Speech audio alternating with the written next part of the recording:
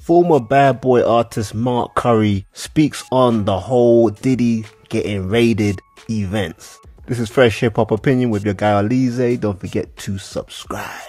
So by now we all know that Diddy's homes in LA, Miami and New York were raided. And former Bad Boy artist Mark Curry, who has had criticism of Diddy, has spoken out. And he said some crazy stuff. Check out what he said. Let's talk. What's going on? 56 people in here. This is just what I like.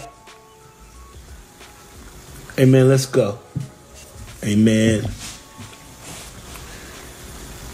Craig Mack and Black Rob did not live to see this moment. And this was a moment, like I'm telling you, Craig Mack was so furious with Puff. He hated Puff so much that I used to have to calm Craig down. Like, Craig, just chill out. Let's go record a couple of songs and, let's just chill out, man. We was on tour. We was like, yo, come on, man. We gonna make it work. He hated Puff. He hated Puff. Then I had Black Rob. He hated Puff.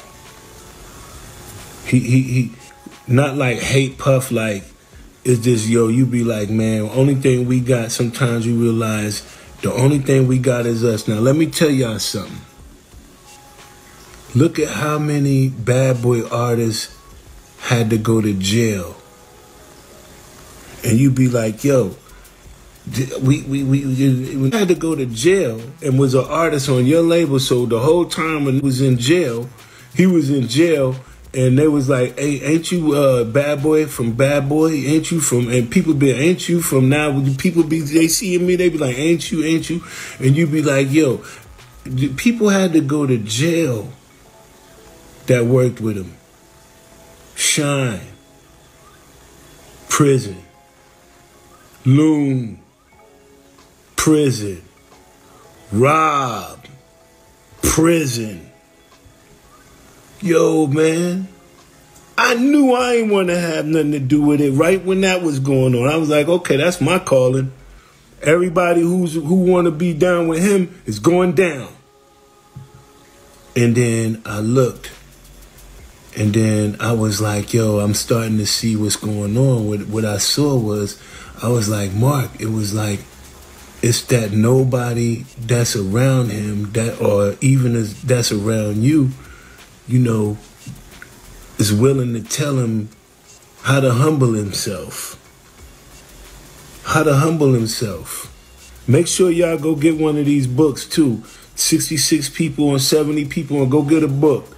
If you want to DM me and you can get one of them autographed, let me know, because I'm trying to. I've been saying this right here for so long, and people are just now getting on. I done wrote a whole Bible about this.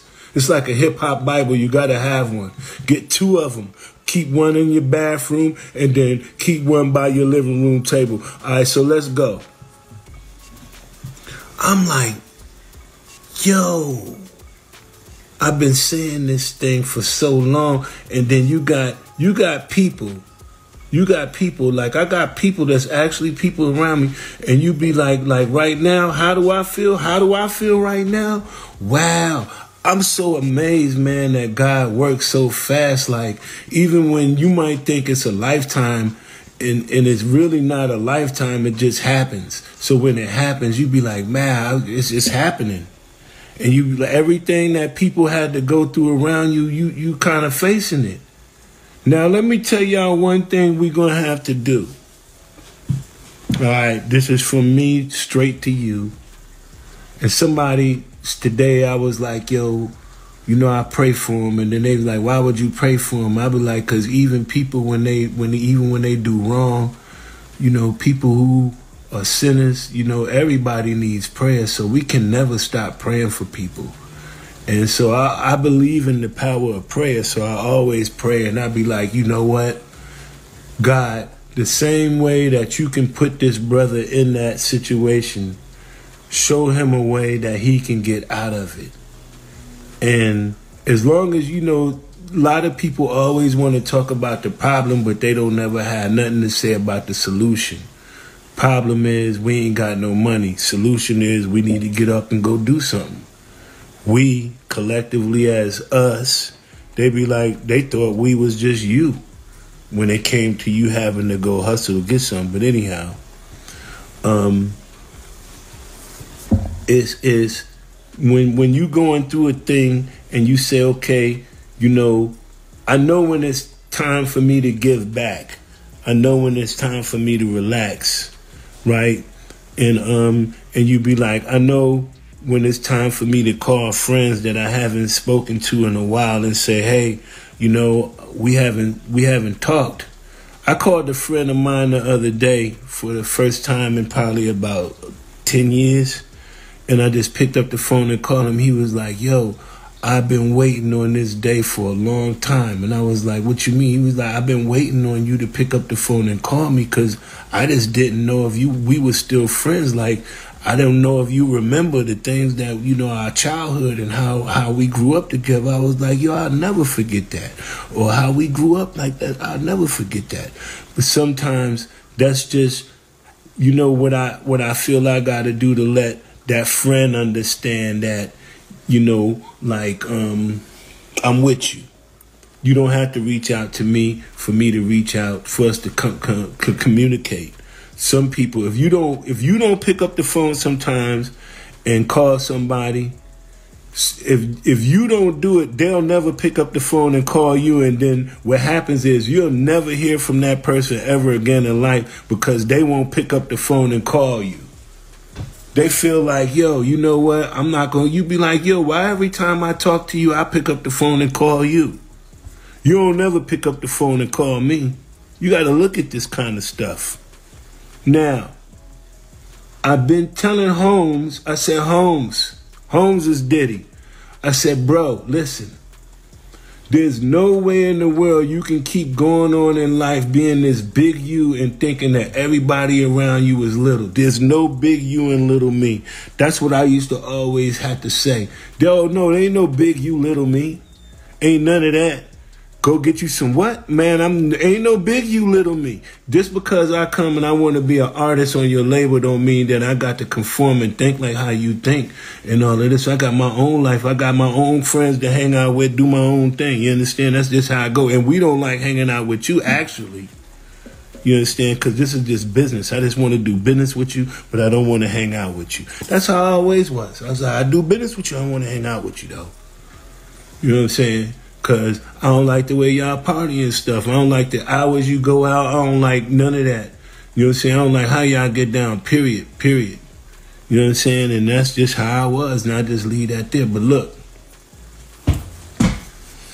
now, he said, why would you pray for him? Everybody needs prayer. So in this time right now, I pray that, yo, let me tell y'all another thing real fast before I get to that. I don't know if Puff is strong enough to go through what Bill Cosby and R. Kelly's going through. I'm being honest with you. I don't think that he's able to do it.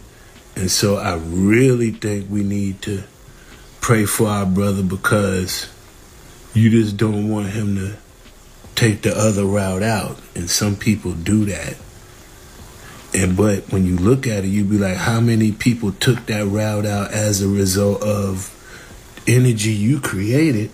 It's like, yo, everything you've done is coming back to you. It's coming back on you. Everything, every way that it go, you got jail, you probably sitting there thinking about jumping off a building or flying you be like, damn, man.